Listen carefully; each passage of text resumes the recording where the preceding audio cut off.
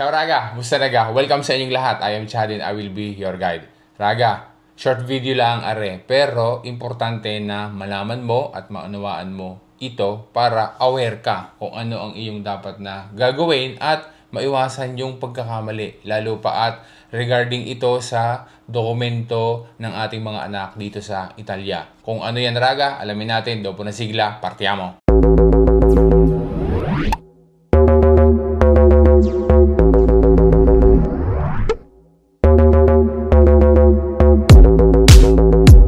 Malimit na may nagtatanong ito sa akin.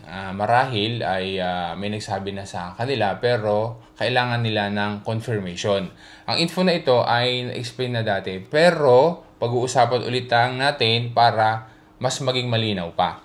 Ang permeso di soggiorno ng ating mga anak ay dapat na iniingatan natin na yan ay laging maging valid. Kaya sagutin natin ang tanong na are ng isang raga at maaaring tanong mo din iyan ngayon o kaya naman ay più avanti, maging tanong mo din.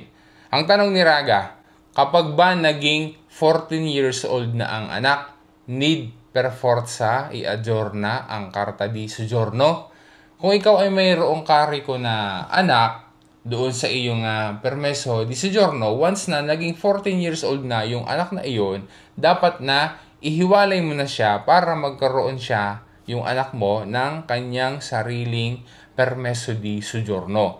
Magpipresent ang anak ng request para sa kanyang sariling permeso di soggiorno na nakapangalan sa kanya at nakahiwalay na doon sa magulang. Pero as motivi familiari pa din iyon.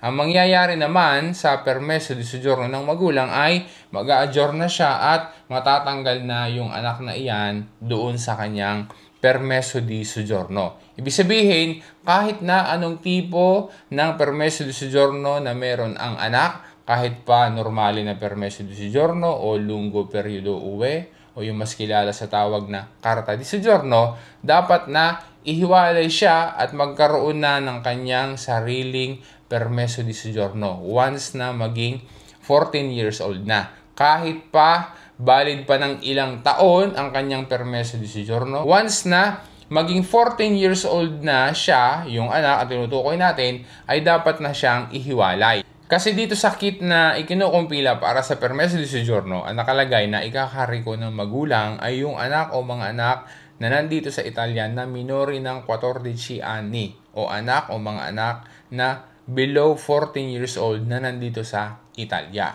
Kaya nga kapag naging 14 years old na yung anak, dahil nga nang hindi na siya below 14 years old, ay isi-separate na siya at magagawa na siya ng kanyang sariling kit. Hindi na pwedeng ilagay doon yung anak na iyon.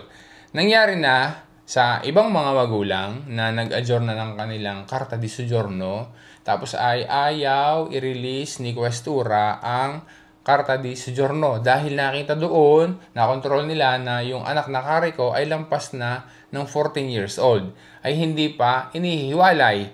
Kaya ang sabi ng Questura ay mag-aggiorna ng bukod ang anak, magre-request ng bukod yung anak para maihiwalay ang anak at saka lamang i-release ang permeso di soggiorno noong magulang.